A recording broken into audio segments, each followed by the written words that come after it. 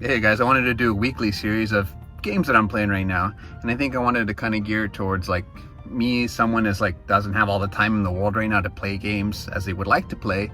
So a lot of the stuff that I'm gonna talk about is going to be geared towards things that you can pick up and down like really quick, or things that are just low cost. Sometimes even maybe it'll be like an update on a game that takes me longer than a week to play, but just an update on how it's going. Put it this way, like I'll be talking about basically stuff that I play on the go on this little guy. If that seems like it's your jam, then tune in. The first game that I want to talk about actually is a mod. It's a hack of Pokemon Emerald called Pokemon Emerald Sea Glass. I kept up with the Pokemon series till Sun and Moon, I think. Gen 7 was when I stopped. But my first game was technically me borrowing a copy of like my friend's gold version until I caught a copy of Sapphire version at a swap meet in Mexico. It was definitely bootleg. The cartridge was not blue. So what this hack does is that like aesthetically it combines the look of the classic Game Boy games like Gold and Silver. It's just kind of like the fresh coat, I guess, on this mod. Fresh coat of paint, sorry. But you get the benefit of not only that, but just updated quality of life stuff from like the later generations that I liked. So you get things like the physical and special split for the Pokemon. You get access to newer evolutions that weren't in the original version of Emerald. And there's a lot of other stuff that I can't recall at the moment. That's just good quality of life stuff. On a side note, I loved all the ways that you can encounter legendaries in Gen 3.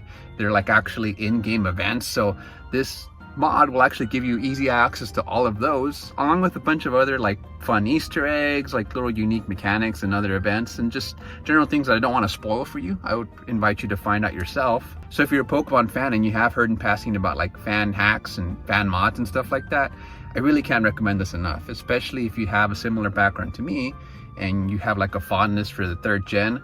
I think that this is a really cool way to experience those games all over again with enough pleasant surprises, but they're also not that much of a crazy deviation from like the normal games. So if you want an experience that's like not super different, but still enough goes on that it's like full of like things that keep you engaged, I would say give Emerald Sea Glass a first shot, especially if it's your first fan hack experience. I also found it really easy to patch. Again, I was able to take this on the go. So all you really need is a version of Emerald and you can apply the patch right onto it. I've also been playing a lot of Dr. Robotnik's Mean Bean Machine. So obviously like in Japan it's known as Puyo Pop, but in the 90s we in America, we hated anything cutesy and too Japanesey, which is kind of fair. I think I prefer this aesthetic overall too, but this is just what I grew up with in the 90s. I think the Super Nintendo version also got like a Yoshi or freaking Pokemon version of this game. But this is the one that I grew up with because this was on the Sonic Mega Collection, I think, for the PlayStation 2. So I got hooked on the Mean Bean Machine type of vibe instead. Some people will describe like, oh, I have like the Tetris itch.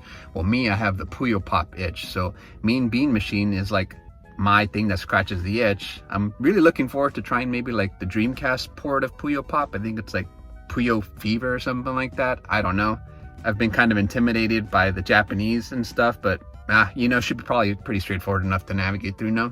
So yeah, I'm looking forward to seeing what extra features they added on in the later entries, but right now, I think just playing through the OG campaign on Mean Bean Machine, it really just digs its nails into my brain, and because it's so simple, I really like that I can genuinely just pick this up in like quick short bursts. Like I genuinely could just play like a quick level or something at like a checkout line or something at the grocery store.